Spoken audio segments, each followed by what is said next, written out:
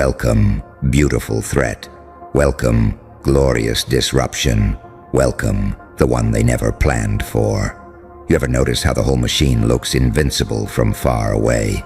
Big buildings, clean suits, perfect little smiles, fancy words, rules, timelines, deadlines, systems, and everybody around you acts like it's sacred, like it's permanent, like it can't be touched, like if you even breathe wrong near it, the whole world is going to punish you for being alive. That's how they keep people obedient. Not with truth, with theater, with performance, with fear dressed up like order. And then there's you.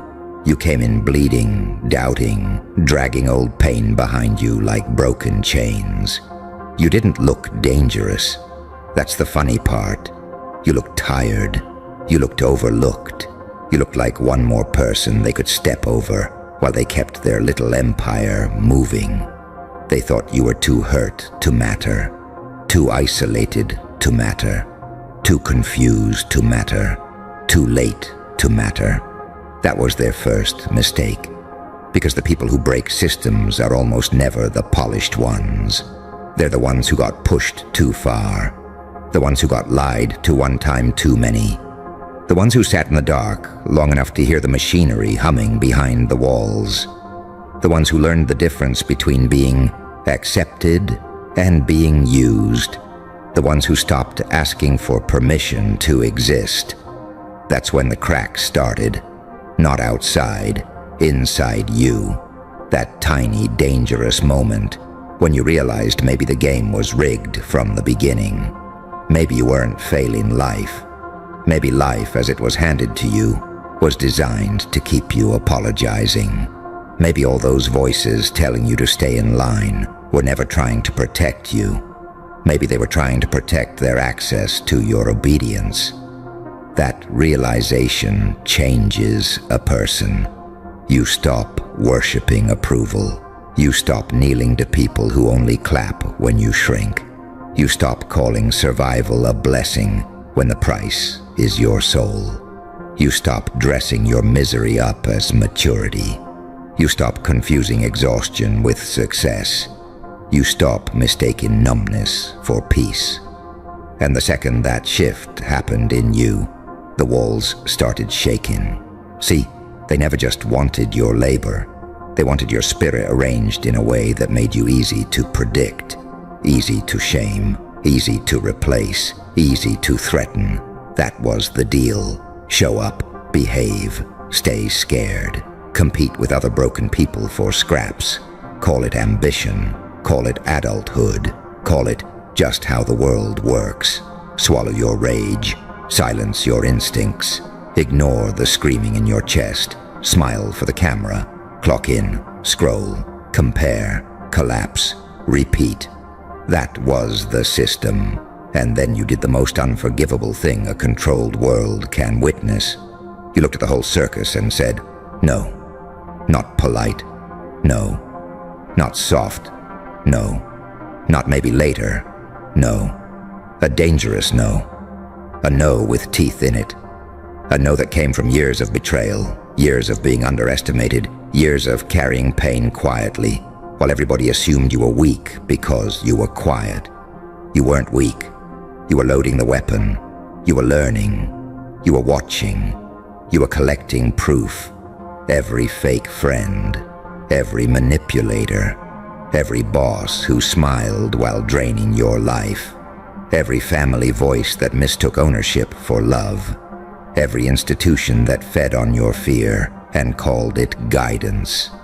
You were taking notes, and one day you stopped being a victim of the pattern and became the interruption. That is why they're furious. Not because you ran. People leave cages every day. They're furious because you left the cage and showed everyone else where the door was. That's different. That's catastrophic. Because most people don't need a map. They need evidence. They need to see one person do the impossible and survive it. One person reject the role. One person walk away from the script. One person refuse to collapse on command. One person say, This is poison, and I'm done swallowing it. You became that evidence, and you don't even understand how threatening that is to a world built on silent compliance. You think your growth is private. It's not. You think your refusal is personal. It's not. You think when you stop begging, stop chasing, stop explaining yourself to people committed to misunderstanding you, that it only changes your life. Wrong. It sends a signal. It tells every exhausted soul watching from the shadows that escape is possible. It tells every person who feels trapped in a fake job, fake relationship, fake version of themselves, that there is another way to live besides being emotionally farmed for somebody else's comfort.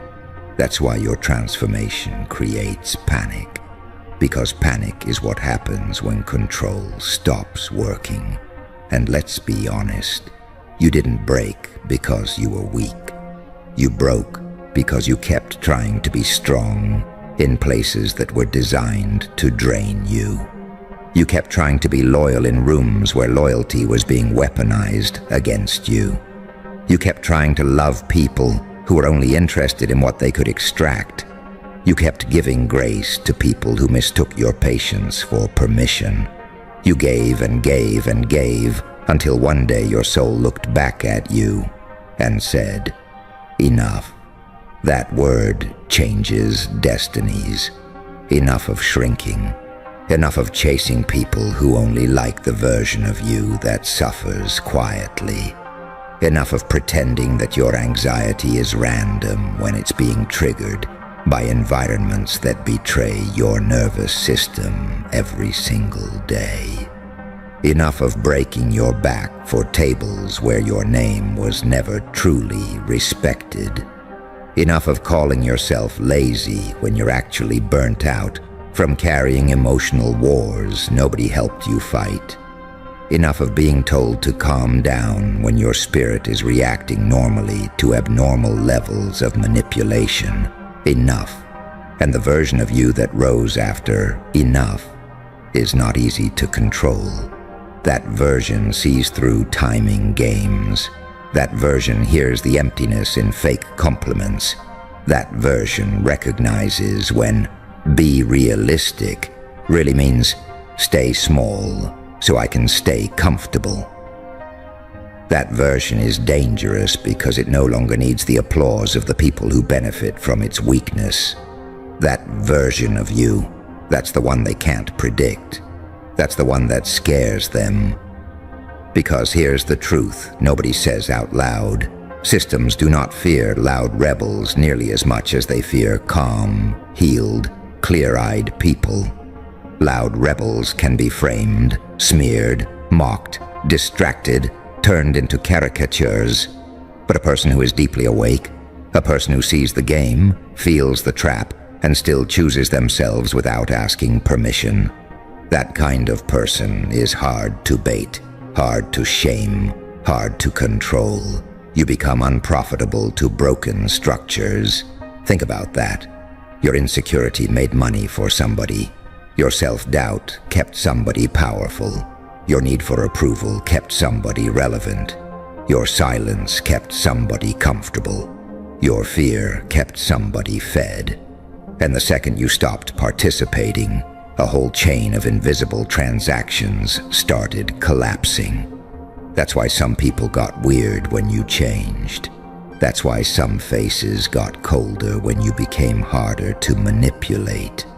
That's why people who never cared when you were crying suddenly started caring when you became unavailable. It was never about your well-being. It was about access. The old you was accessible. The old you could be guilted. The old you could be baited into over-explaining. The old you could be summoned with the smallest bit of attention. The old you could be used and then made to feel dramatic for noticing. But the new you watches energy, not words. The new you studies patterns, not promises. The new you doesn't get hypnotized by charm. The new you understands that some people only love, what they can dominate. And once you see that, really see it, there's no going back to sleep. Now here comes the part that makes this beautiful. When one person wakes up, it creates discomfort. When millions start waking up, it becomes a crisis. That's what happened. You didn't just change your mindset, you became contagious. Not fake positivity contagious, not cheap quote contagious, real contagion. The kind that spreads when somebody finally tells the truth everybody else was terrified to admit. The kind that spreads when a person chooses dignity over belonging. The kind that spreads when someone stops performing wellness and actually starts cutting poison out of their life. People watched you detach from chaos and started questioning their own addictions to it. People watched you stop begging to be chosen and started wondering why they were still standing in lines that led nowhere.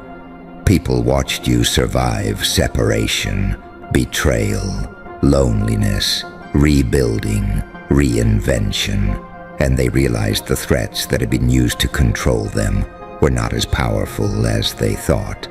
That's the secret, isn't it? The system only works if fear feels bigger than freedom. The moment freedom feels bigger, the machine stutters. So they try to make freedom look terrifying. They tell people if you stop obeying, you'll end up alone. If you stop people-pleasing, you'll lose everybody. If you stop shrinking, you'll be judged. If you stop tolerating disrespect, you'll be called difficult.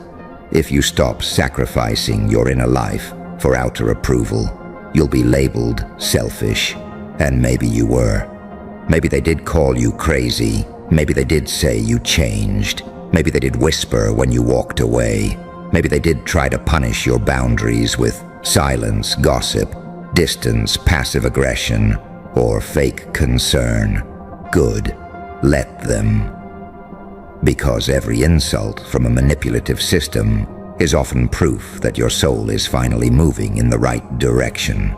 You know what really enrages broken people? Not your pain, your recovery, not your struggle, your standards, not your confusion, your clarity. They can handle you bleeding, they just can't handle you healing in a way that removes their access forever. That's why they want the old you back. The old you was easier. The old you apologized faster. The old you tolerated nonsense because you were afraid of losing connection. The old you kept trying to explain your worth to people, committed to misunderstanding it. The old you confused being needed with being loved. But you know too much now. You know peace is expensive, and cheap people will always call it arrogance when they can no longer afford access to you. You know that some doors are meant to slam. You know some losses are actually rescue missions in disguise. You know that just because something is familiar doesn't mean it's holy. You know that being alone and being abandoned are not the same thing. You know how many people live surrounded and still empty. You know how many people are smiling with dead eyes because they traded their truth for membership. You know, and that knowledge changes how you walk. You stop moving like prey. You stop introducing yourself like an apology. You stop looking for permission slips from people who haven't even saved themselves. You stop asking little minds to validate large visions. You stop arguing with people whose entire identity depends on your limitation. You stop donating your life force to conversations that were never designed to understand you. And when you move like that, you give other people permission to move like that too. That's the real explosion, not noise. Permission. You became a mirror, a dangerous one. The kind that shows people what they already know but were too afraid to admit. That their relationship is killing them slowly. That their career is eating their soul. That their friend circle is built on performance, not care. that their discipline is actually self-punishment, that their constant busyness is a glamorous form of avoidance, that their whole life has been constructed around not disappointing others while they quietly disappear from themselves. Then they see you, bruised, yes, scarred, absolutely, but real, awake, unbought, and something inside them starts moving. That's when the running begins, not physical running, spiritual running, mental running, emotional running. People start running from lies they used to decorate, running from fake goals, running from inherited fear, running from shame-based identities, running from all the voices that taught them survival but never taught them freedom.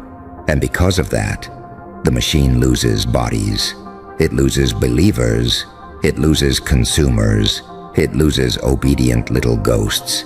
It loses people who used to say yes while dying inside. That's why they're furious with you, because your existence exposed how fragile their whole operation really was. If one honest person can shake thousands, imagine what happens when millions stop pretending. Imagine what happens when people stop romanticizing burnout, when they stop confusing suffering with virtue, when they stop staying loyal to systems that would replace them in a heartbeat, when they stop worshiping titles, money, status, and surface-level validation while their inner life rots, when they stop calling self-betrayal being mature, when they stop raising children to be convenient instead of alive, when they stop submitting to dead routines that keep them numb enough not to rebel. Imagine that. That's not inspiration. That's insurrection of the soul. And you sparked it. Not because you're flawless, because you're honest. That's what makes this powerful. You weren't some untouchable superhero descending from the sky with perfect answers. You were a person dragged through confusion, disappointment, rejection, self-doubt, and spiritual exhaustion. You know what it feels like to cry in silence and still show up the next day. You know what it feels like to question your worth because the world only seemed to reward performance. You know what it feels like to give your all and still be treated like you were too much or not enough, depending on what made other people comfortable. That's why your voice hits harder, because it cost you something to find it. Anybody can talk big when life has been easy. But when somebody builds truth out of wreckage, people listen differently. They feel it. And people are starving for something real. They are tired of filters, tired of polished lies, tired of motivational fluff that sounds pretty but changes nothing. Tired of being told to just think positive while they're drowning in systems that profit from their depletion. Tired of being sold healing by people who still worship appearances. Tired of being asked to stay soft in places that feed on softness. They don't need another script. They need proof that transformation is ugly before it becomes powerful. They need proof that clarity can feel like grief before it feels like freedom. They need proof that walking away from poison can feel lonely before it feels holy. You became that proof. And no, it wasn't glamorous. Nobody claps for the nights you had to rebuild your mind from the floor up. Nobody sees the private wars, the days you almost went back just because familiar pain can feel safer than unfamiliar freedom. The moments you doubted your own instincts because gaslighting leaves fingerprints on the soul. The hours you spent fighting the urge to make yourself smaller just to keep peace with people who never offered you any. But you stayed with yourself. That is massive. Do you understand how rare that is? Most people betray themselves the second loneliness enters the room. Most people fold the second they are misunderstood. Most people return to chaos because calm feels unfamiliar. Most people run back to cages because the open door feels too big. But not you. You shook, you hurt, you questioned, you dragged your trembling heart through fire. But you kept going. That's the part they can't erase. And because you kept going, your life stopped being a warning and became a signal. A signal to the quiet one who knows their spirit is suffocating. A signal to the overgiver who has confused depletion with love. A signal to the man who was taught that emotional numbness is strength. A signal to the woman who has been shrinking so long she forgot the size of her own energy. A signal to the dreamer trapped under practical advice from people who settled for less and want company in their surrender.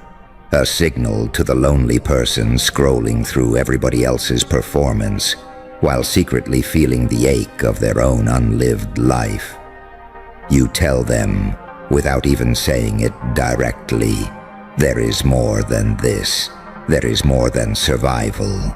There's more than obedience. There's more than pretending. There is more than being useful to people who never saw your soul.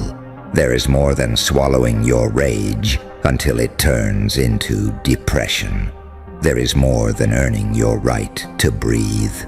And once people hear that message in your life, not just your words, they start moving. That movement is the nightmare of every dead structure, because dead structures survive by convincing living people that numbness is normal. You ruined that illusion. You walked in carrying scars, and instead of letting the world turn you into another obedient shell, you let the pain sharpen your sight. You let betrayal teach you patterns. You let loneliness teach you self-respect. You let silence teach you discernment. You let loss teach you what not to worship ever again. Now you're not just harder to break, you're harder to fool. And that is worth more than applause. Because applause can be bought, trends can be bought, image can be bought.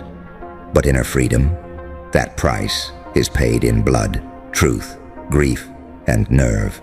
You paid it, so walk like it, speak like it, choose like it. Stop handling yourself like you are still the version of you that didn't know. That version is gone.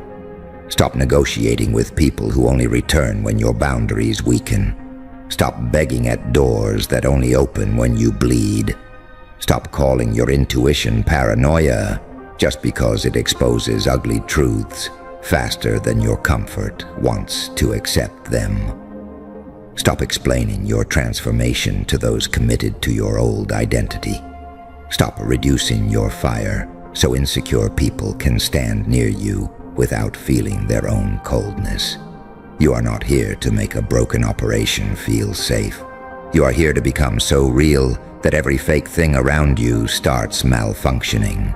That is your power, not perfection, not popularity, not endless confidence. Truth, raw, expensive, dangerous truth. And truth has a smell to it. People know. They may not admit it, but they know. They can feel when somebody has suffered enough to stop performing. They can feel when somebody is no longer available for manipulation. They can feel when somebody has crossed that invisible line where fear still exists, but it no longer gets to drive. That's you now. You still feel it, don't you? The tension, the weird reactions, the sudden distance from people who used to love how easy you were to access, the quiet hostility, the fake confusion, the little punishments, the subtle attempts to make you feel guilty for becoming a person with standards, timing, boundaries, self-respect, and eyes that work.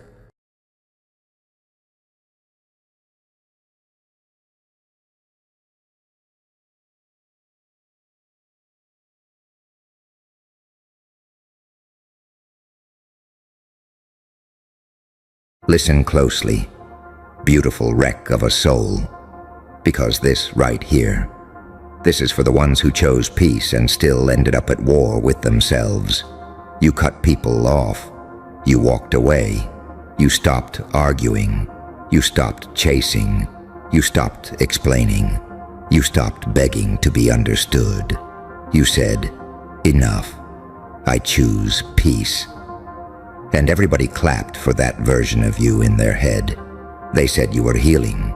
They said you were growing. They said you were finally doing what was best for you. So tell me something. Why are you still awake at 2:43 in the morning, staring at the ceiling like it owes you answers? Why is your body exhausted, but your mind still moving like it's being chased? Why is the room quiet, but inside you it sounds like broken glass, old voices, unfinished conversations, and pain pacing back and forth in steel-toe boots? That's the part nobody tells you. Choosing peace does not mean the storm ends the same day. Sometimes it means the storm gets louder because it knows you're trying to leave it behind. Sometimes the chaos you escaped was so normal to your nervous system that silence itself starts to feel suspicious. You finally get away from the fire, and instead of relief, your body starts panicking because it got used to living in heat. That's why you can't sleep. Not because you made the wrong choice. Not because peace was a lie. Not because you're broken beyond repair. No. You can't sleep because your soul is still trying to understand what your mouth had the courage to say. Your body is still catching up to the boundary your heart finally set. Your mind is still detoxing from the addiction of survival mode. And that kind of withdrawal, it is ugly, it is silent, it is deeply personal. Because when you've lived too long in dysfunction, peace feels unfamiliar. And what's unfamiliar feels dangerous. That's how twisted this gets. You can spend years praying for calm, and then the second it arrives, your chest tightens like something bad is about to happen. Because for a long time, something bad always did happen. You learned to read people's tone before they finished the sentence. You learned to detect energy shifts like your life depended on it. You learned how to apologize for things that weren't your fault. You learned how to shrink, how to perform, how to stay lovable, how to stay useful, how to stay chosen, how to stay safe. You learned how to survive rooms that never deserved your softness. So now, when there's no chaos to manage, no one to rescue, no emotional bomb to defuse, your mind doesn't know what to do with itself. It starts inventing danger. It starts replaying memories. It starts reopening wounds like it's searching for hidden evidence. It starts whispering, "Don't relax yet. Don't trust this. Don't put your guard down. Something's coming." That is not weakness. That is conditioning. Read that in your spirit. That is conditioning. You're not crazy because peace feels hard. You're not dramatic because rest won't come easy. You're not failing because healing doesn't look aesthetic. Sometimes healing looks like crying in the bathroom because the silence is too loud. Sometimes healing looks like lying in bed with your eyes closed and your thoughts throwing punches in the dark. Sometimes healing looks like feeling guilty for finally choosing yourself. Sometimes healing looks like missing people who only knew how to wound you. And that part messes with your head the most, because you thought once you left, you'd feel free. You thought once you blocked them, released them, forgave them, detached from them, whatever version of leaving you had to do, you thought your body would celebrate. But no one told you grief can still show up after the right decision. No one told you your nervous system can mourn what your spirit knows it had to lose. No one told you that even toxic love leaves withdrawal symptoms. No one told you that peace can feel lonely before it feels sacred. So now you're in this strange middle ground. You don't want the chaos back, but you don't fully know how to hold the quiet yet. You don't miss the pain, but you miss the familiarity. You don't want to go back, but part of you still looks over its shoulder like the past might come running after you. Of course you can't sleep. You're not just resting, you're rebuilding. And rebuilding is loud on the inside. You're rebuilding your standards, your identity, your self-respect, your inner voice, your idea of love, your tolerance for disrespect, your relationship with loneliness, your understanding of what peace actually costs. Because let's be honest, peace is expensive. It will cost you people who benefited from your confusion. It will cost you environments that only worked when you were under control. It will cost you the version of yourself that kept accepting crumbs because starving felt familiar. It will cost you access, approval, fake connection, easy distractions, the illusion that everybody means well. Peace has a price, and the bill usually shows up in the dark. That's when the memories come knocking. That's when the regrets start acting loud. That's when old conversations suddenly sound sharper. That's when you start wondering if you were too harsh, too cold, too much, too emotional, too selfish for finally protecting your own heart. Let me tell you something real. The version of you that kept abandoning yourself to keep other people comfortable was never peace. That was self-betrayal in a soft outfit. That was pain dressed up as loyalty. That was exhaustion wearing the mask of love. And now your soul is done cosplaying as a prison. That's why sleep won't come so easy, because a war is ending in you, and wars do not end quietly. There is rubble, there is smoke, there are aftershocks. There are nights when the body still flinches even though the danger has passed.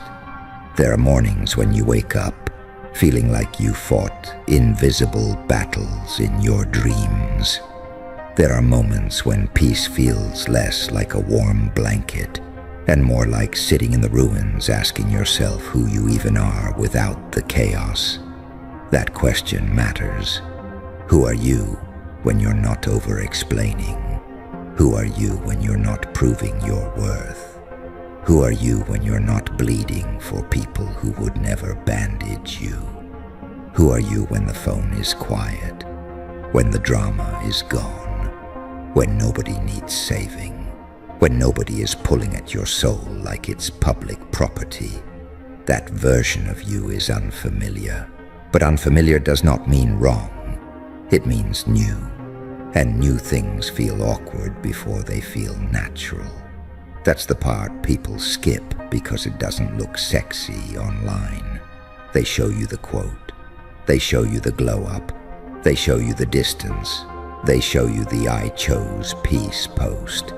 They don't show you the shaking, the insomnia, the sudden sadness, the random anger, the flashbacks, the guilt, the urge to text the very thing that nearly destroyed you just because pain you know feels easier than peace you don't understand yet. That is the test, not whether you can choose peace once, but whether you can keep choosing it on the nights when your emotions start lying to you. Whether you can keep the door closed when loneliness starts romanticizing what disrespected you. Whether you can sit in the discomfort long enough for your body to learn that calm is not a trap. Because that's what this really is. Training, rewiring, becoming. You are teaching your nervous system that rest is allowed. You are teaching your heart that love does not have to hurt to feel real. You are teaching your mind that silence is not punishment. You are teaching your spirit that boundaries are not cruelty. You are teaching your life that you are no longer available for anything that costs your peace and calls it passion. That takes time, and time feels slow at night, especially when you're alone with your thoughts and they start moving reckless. 1 minute you're trying to sleep. The next minute you're replaying every betrayal, every letdown, every moment you knew better and still stayed, every red flag you painted gold, every version of yourself you abandoned just to be accepted somewhere you were never truly safe. That kind of reflection hurts, but it also cleans. It burns, but it clears. It stings, but it reveals, because now you're finally seeing what exhaustion was trying to tell you all along. You were not tired because life was busy. You were tired because you were carrying things your spirit was never designed to carry. Other people's projections, other people's moods, other people's emotional instability, other people's lack of accountability, other people's entitlement to your patience. You were carrying entire emotional graveyards and still asking yourself why your chest felt heavy. Of course, it felt heavy. You were dragging dead weight and calling it love. You were swallowing disrespect and calling it understanding. You were staying accessible to people who only knew your value when they felt you pulling away. And one day something in you snapped, not loudly, not dramatically, not movie scene style, just quietly, deeply, permanently. Something in you got tired of surviving what should have never been normal. That's a sacred kind of exhaustion. That's the exhaustion that creates standards. That's the exhaustion that makes your spirit say, I would rather be alone than misused. That's the exhaustion that makes you stop arguing with people committed to misunderstanding you. That's the exhaustion that makes you walk away, not because you stopped caring, but because you finally started caring about yourself too. But here's the brutal truth. The moment you stop betraying yourself, every abandoned wound starts asking for attention. Every suppressed emotion starts demanding air. Every fake version of strength you built just to make it through starts crumbling. So now sleep gets interrupted because your truth is getting louder. You are not just tired. You are in recovery. Recovery from chaos. Recovery from people-pleasing. Recovery from hypervigilance. Recovery from fake loyalty. Recovery from survival habits that once saved you, but now sabotage your peace. And recovery is not cute. It's not always poetic. Sometimes it looks like crying over people you should never return to. Sometimes it looks like missing versions of you that only existed to please the wrong crowd.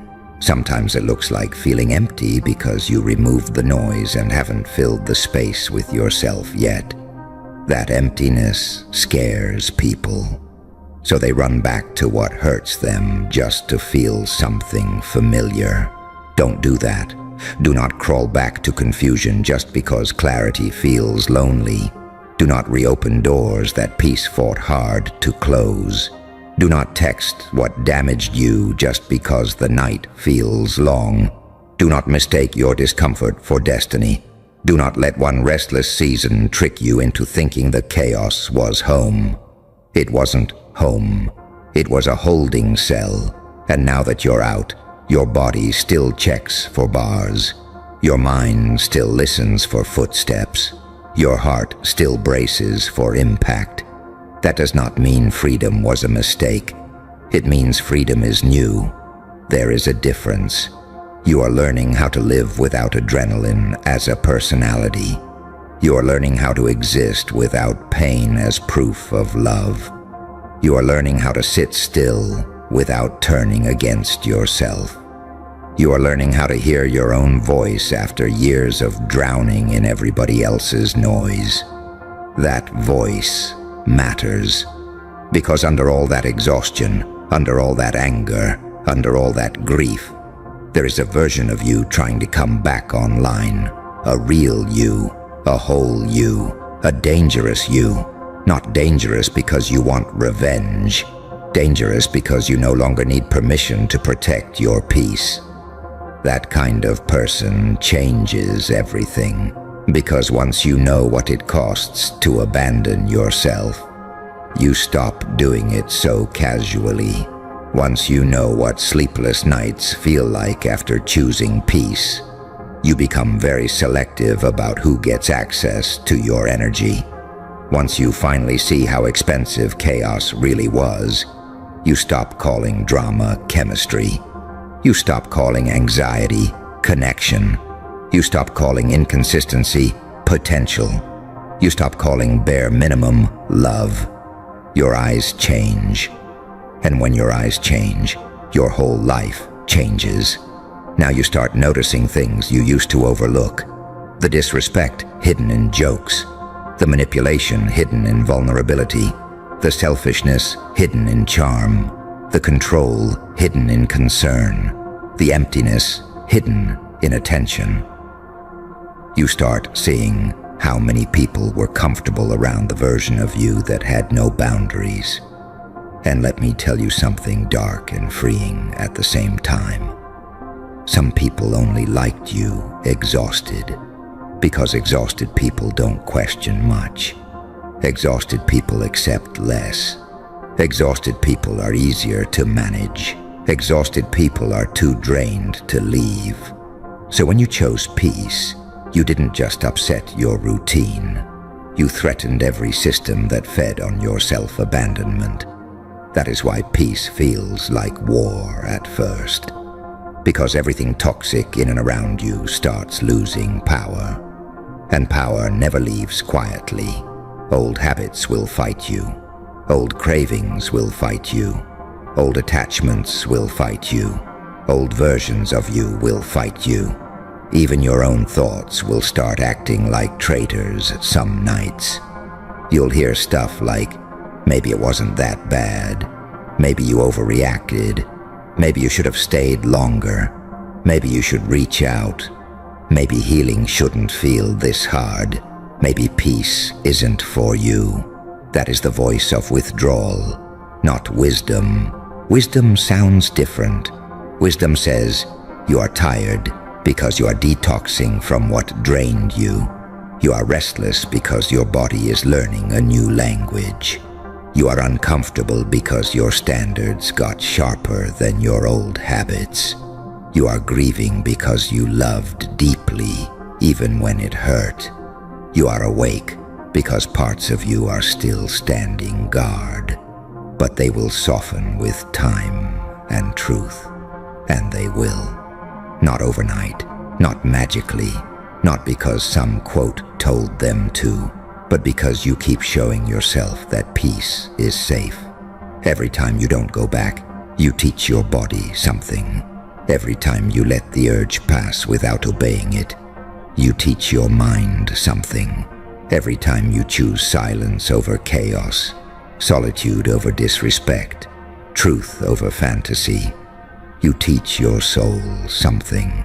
You teach yourself that this new life is real, that this boundary is real, that this calm is real, that you are no longer the person who confuses familiarity with destiny.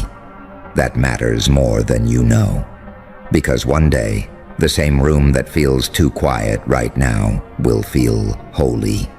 The same silence that makes you restless right now will feel protective. The same nights that exposed your wounds right now will become the nights that prove how far you've come. One day you'll lie down and your body won't brace for impact. One day your mind won't need to replay old damage to stay alert. One day sleep will stop feeling like surrender and start feeling like trust. One day peace will no longer feel empty. It will feel earned. But to get there, you have to stop treating this phase like failure. This is not failure. This is transition. This is your inner world dragging old furniture out of the house. This is your spirit clearing rooms that pain used to rent for free. This is the uncomfortable middle where your old life no longer fits, but your new life hasn't fully settled in yet. Stay there. Stay through it. Stay with yourself. Because this version of you needs loyalty too. Not just the bleeding version. Not just the high-functioning version. Not just the useful version. Not just the version that can entertain people, save people, comfort people, fix people. This healing version of you needs loyalty. The tired version. The raw version. The version staring at the ceiling, asking hard questions. The version wondering why peace still hurts. The version learning how not to run back to emotional poison just because it's familiar. Stay with that version. That's your real work. Not proving anything. Not winning them back. Not showing everybody how unbothered you are. Not pretending you're healed because the world gets impatient with pain it can't monetize. No. Your work is to become a safe place for yourself. To become the one person you stop abandoning. To become the kind of presence your younger self would have trusted. To become the protector your exhausted soul has been begging for. And once that starts happening, something shifts. You stop chasing closure from people who enjoy leaving doors cracked. You stop expecting accountability from people allergic to self-awareness. You stop begging to be chosen by people who are only ever committed to your convenience. You stop negotiating with disrespect. You stop making excuses for what your body clearly rejects. That's power, real power, not loud power, not fake alpha nonsense, not performance, not ego. Real power is being able to sit in an empty room and not betray yourself just because it's quiet. Real power is being able to miss someone and still know they are not good for your spirit. Real power is being able to feel lonely without making loneliness your dealer. Real power is telling your cravings, your trauma, your history, your fear, you don't run this anymore. That kind of power terrifies people who only knew the old you. Good. Let them be terrified. Because the old you was easier to access, easier to drain, easier to confuse, easier to guilt, easier to keep in emotional debt. This new you costs honesty. This new you requires respect. This new you notices patterns. This new you leaves when peace gets expensive. This new you does not romanticize suffering anymore. And that changes the game. So yes, maybe you still can't sleep some nights. Maybe your mind still races. Maybe your chest still feels heavy when the lights go out. Maybe old memories still scratch at the door. Maybe your body still reacts like danger is close, even when the room is calm. But hear me carefully. That is not proof that peace failed you. That is proof that pain trained you hard. And if pain trained you hard, then healing will have to train you harder. That's where your strength comes in. Not the fake strength that smiles through disrespect. Not the fake strength that tolerates what destroys you. Not the fake strength that calls numbness maturity. I'm talking about the strength to sit in the dark and still choose not to go back. The strength to feel the ache and not answer it with self-betrayal. The strength to let the silence teach you instead of scare you.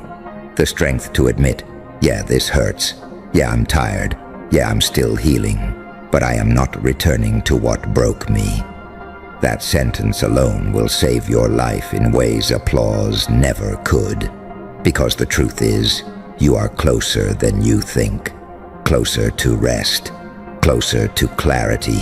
Closer to the version of you that doesn't panic in peace. Closer to the kind of love that doesn't require hypervigilance.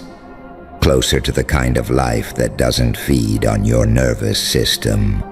Closer to becoming somebody the chaos can no longer recognize.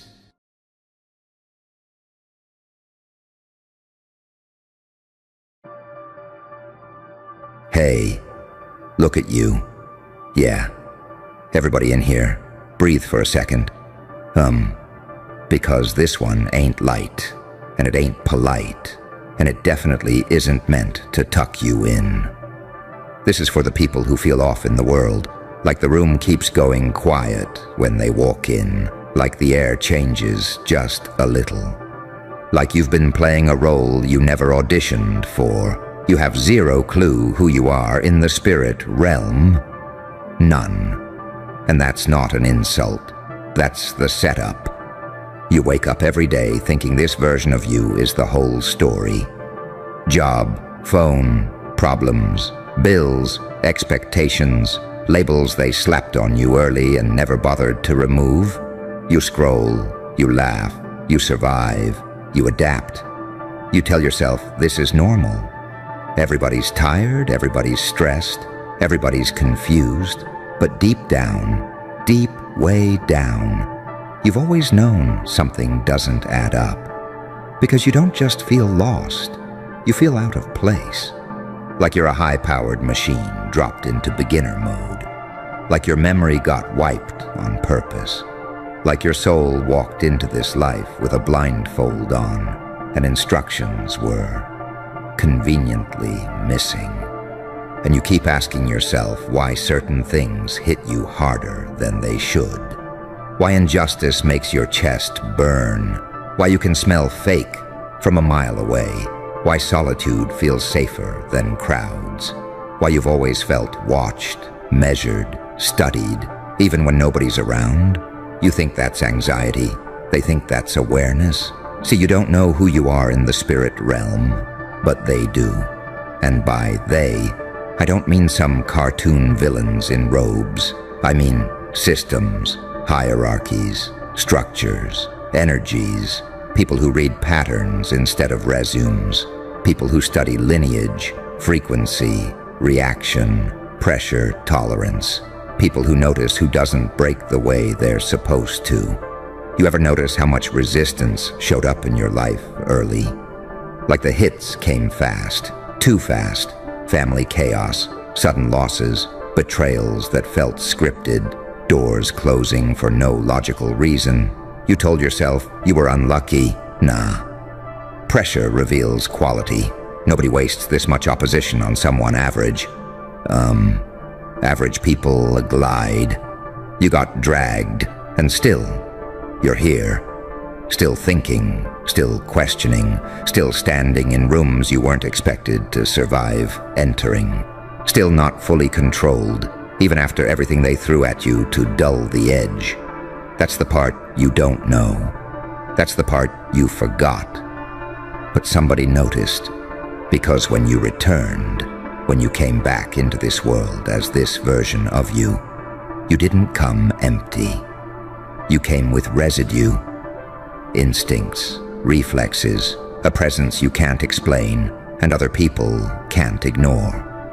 You ever sit somewhere quietly and feel somebody across the room clock you for no reason? That's not paranoia. That's recognition without context. Your spirit knows how to stand, even when your mind is unsure. You've always felt older than your age, right? Like you're watching people repeat things you've already outgrown. Like trends don't quite hypnotize you. Like you can't fully commit to the nonsense. No matter how hard you try to blend in. You try being normal. But your soul keeps side-eyeing the whole operation. Because you didn't return to forget forever. You returned under constraint. And that's the part that messes with people. You don't wake up knowing the truth. You wake up sensing it. In flashes, in discomfort, in that low hum behind your thoughts that says, "This isn't all there is," in moments where your patience runs out for the things everyone else tolerates easily, in that urge to burn your old self down and rebuild without asking permission. They know who you are because they've seen this pattern before.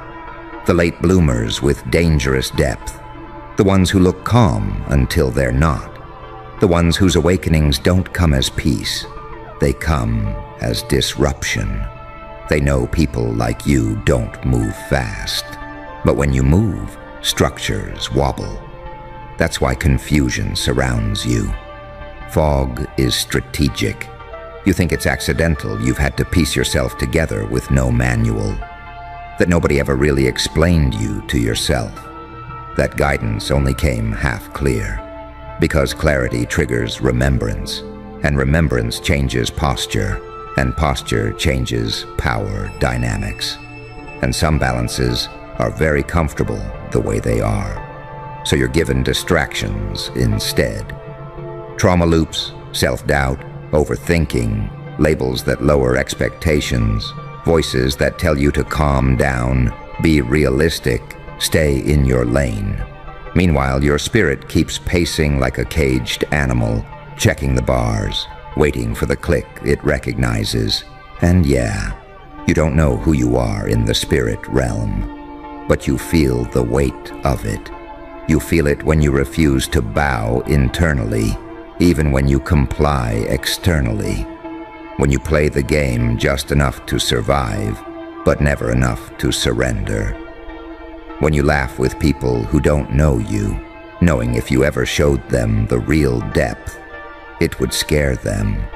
When you sense timelines branching, and you realize small decisions feel heavier for you than for others, that's because your return wasn't casual. Some people reincarnate to experience, others return to intervene. And right now, you're walking around with the amnesia part of the package, thinking the confusion is the problem, not realizing it's the cover. The delay isn't punishment.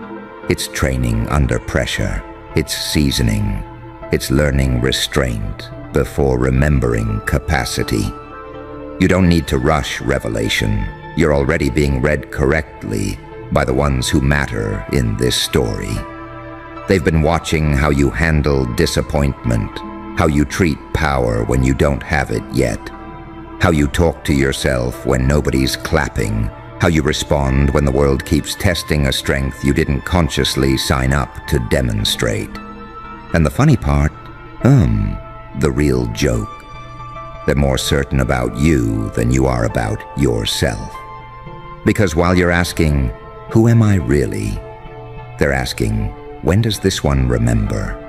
Every moment you resist becoming smaller. Every time you choose awareness over numbness. Every time you walk away instead of selling your soul for comfort. Every time you sit with the discomfort instead of running from it. You're pulling threads from something much older than this lifetime. And no, this speech isn't here to tell you who you are. That would cheapen the process. This is just the mirror held long enough for you to notice you've never actually been lost, just temporarily unfamiliar with your own reflection. You don't need permission to feel different anymore. You don't need validation to trust the signal. You don't need to explain your depth to shallow systems. You just need to keep listening to that quiet, relentless knowing that refuses to shut up inside you. Because the part of you that returned remembers more than you think. And the part of you that's watching this right now is already closer than yesterday. And somewhere, something that's been tracking your frequency just adjusted its expectations again. Because you're already noticing things shifting. Yeah, like subtle stuff at first. Little cracks in the routine. The old distractions don't hit the same. The conversations sound hollow quicker than they used to. You're listening to people talk, and it's like you can hear the script behind the words. Like you already know where it's going before they finish the sentence. And that's when it starts getting uncomfortable, because you realize you're not bored. You're ahead. You've been gaslit your whole life into thinking that feeling meant arrogance, or isolation, or immaturity. Nah. That's discernment kicking in without the labels attached yet. That's your spirit stretching inside a body that was trained to shrink. You ever feel that tension in your chest when you try to explain yourself and then stop mid-sentence because you know they won't get it anyway? That's not social anxiety.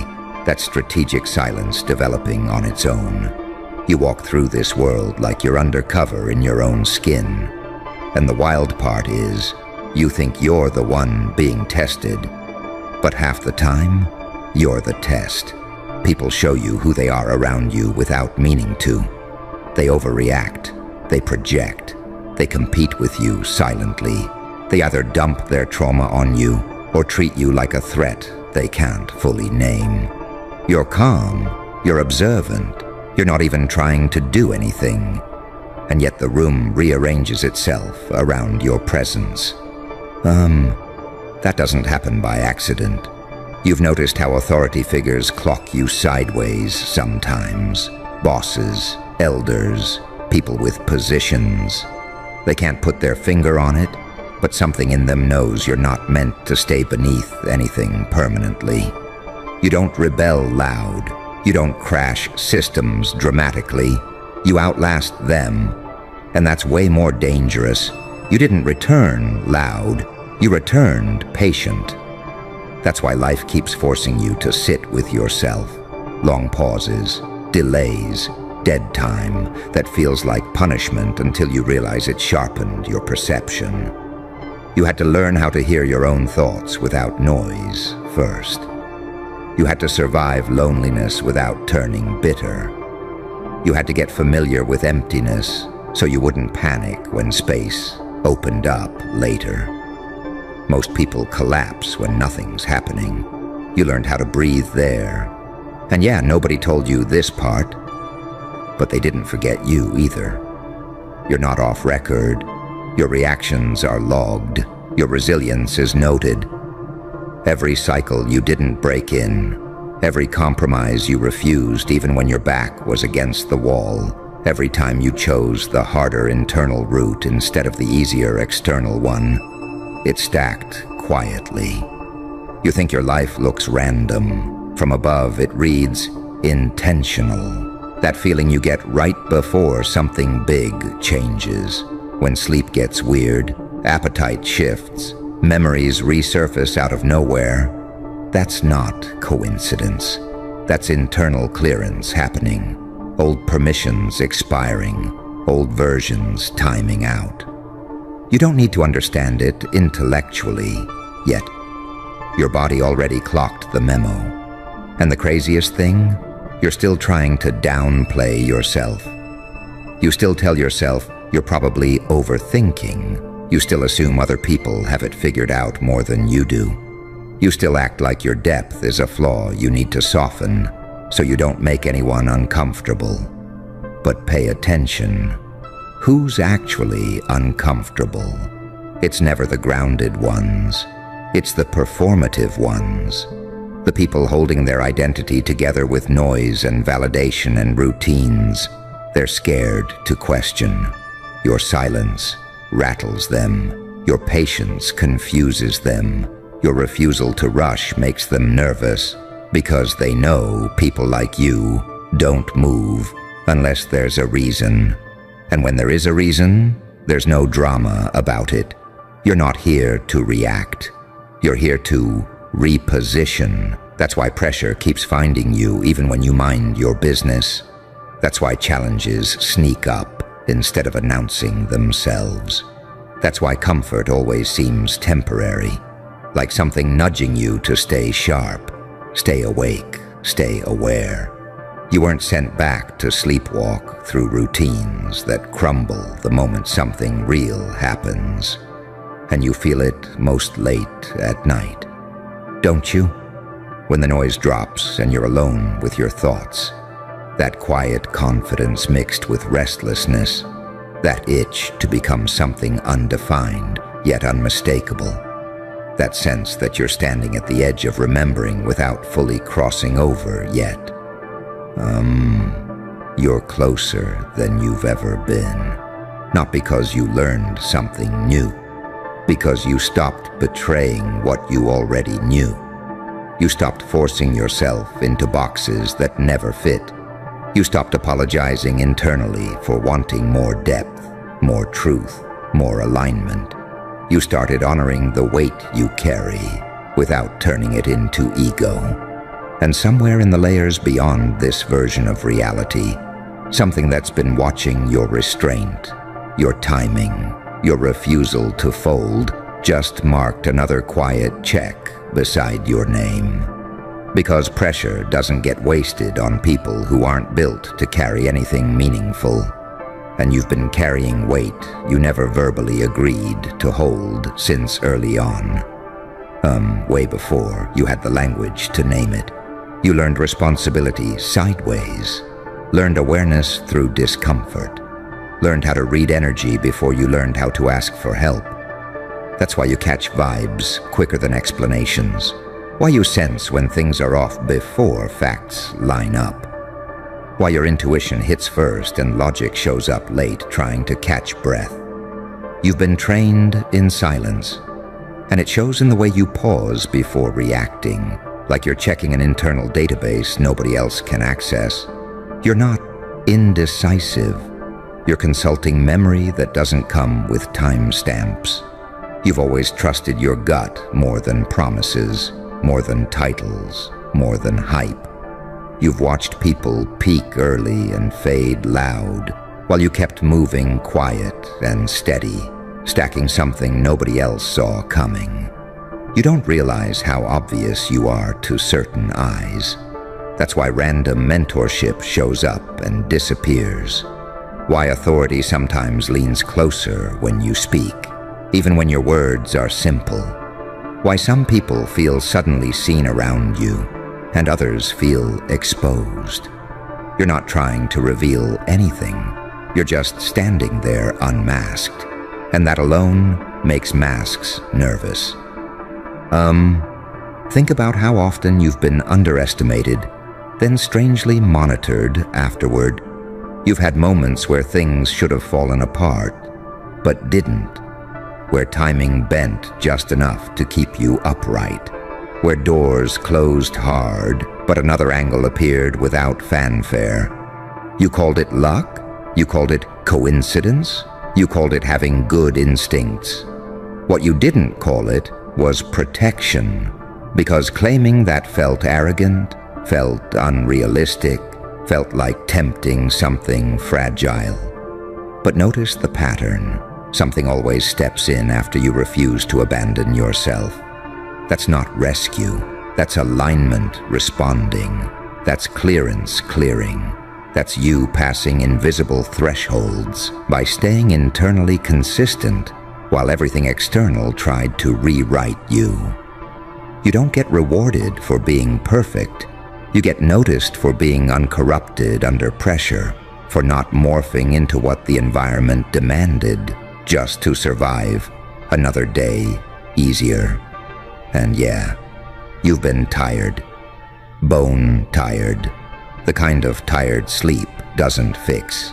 The kind that comes from carrying unspoken responsibility, from knowing more than you can articulate, from postponing your own expansion because others around you aren't ready to adjust.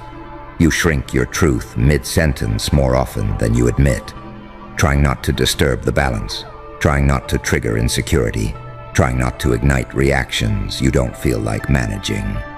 But every time you do that, something inside you pushes back harder. That push isn't rebellion, it's remembrance trying to surface. It's your deeper self checking whether you're still paying attention. You didn't come back to get comfortable being small. You came back to learn how to hold magnitude without becoming loud, without becoming reckless, without becoming what this world expects power to look like. You're different in a way that doesn't announce itself. That's why life keeps circling you back to the same lessons with new faces, new settings, new stakes. It's not stuckness, it's refinement. Each cycle filters out another layer of false identification, another borrowed belief, another version of yourself that was built for survival instead of truth.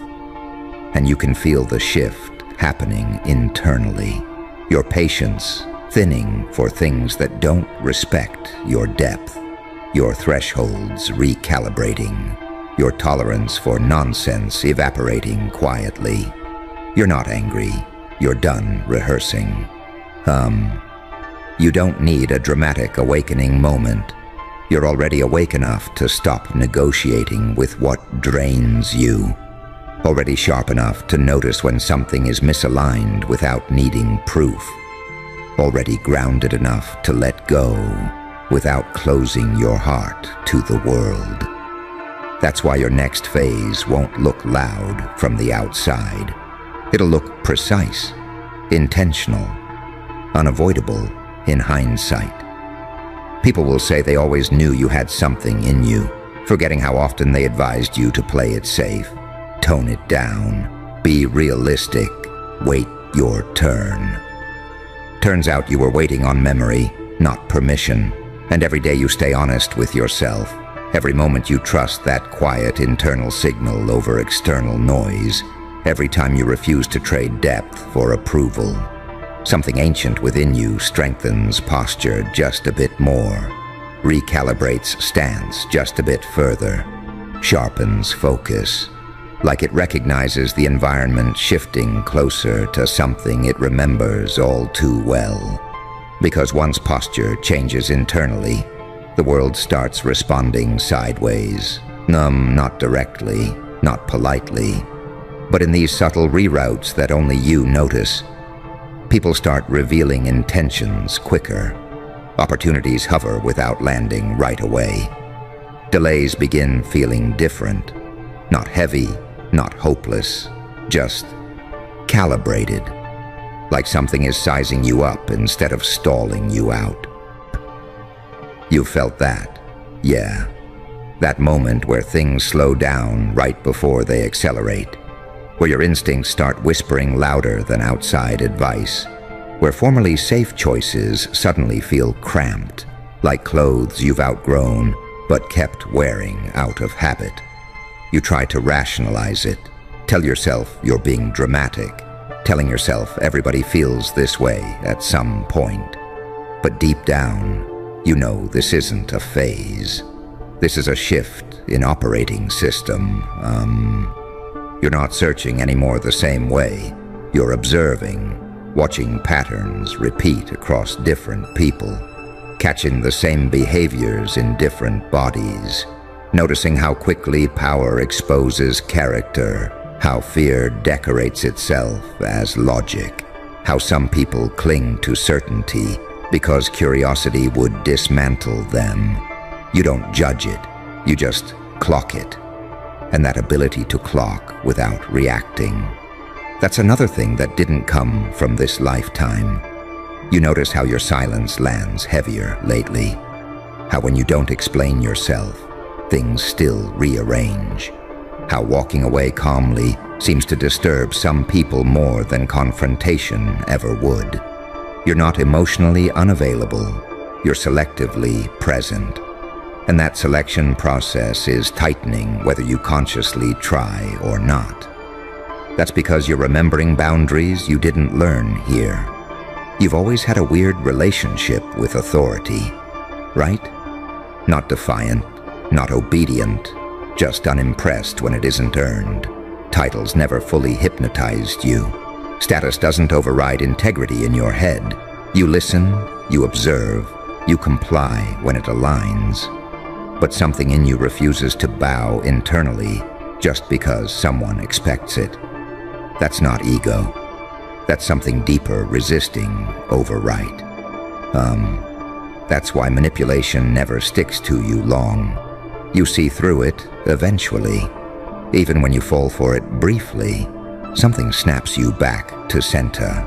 You replay conversations later and catch what was really being said. You scroll less. You withdraw more. You start protecting your attention like it's expensive. Because you know it is. You know where attention goes, energy follows, and your energy doesn't regenerate like casual currency. You've been conserving without being taught how. And yeah, it's been lonely. Way lonelier than you admit. Being aware while pretending not to be is exhausting. Carrying insight without context feels isolating.